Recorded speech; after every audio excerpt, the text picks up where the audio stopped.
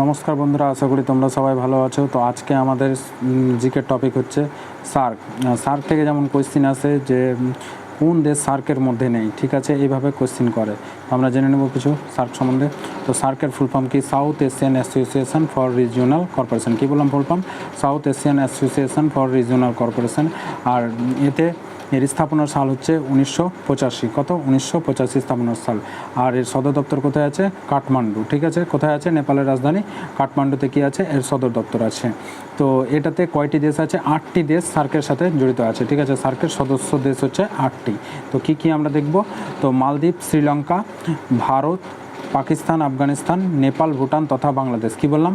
মালদ্বীপ, শ্রীলঙ্কা, ভারত, পাকিস্তান, আফগানিস্তান, নেপাল, ভুটান এবং বাংলাদেশ, ঠিক আছে। তো এটুকুই। তো অনেকটা কাজে লাগবে, শর্টে বলে দিলাম আমি, ঠিক আছে। এরকম আরও ভিডিও দেখার জন্য সাবস্ক্রাইব করে নিবা চ্যানেলটাকে। ওকে।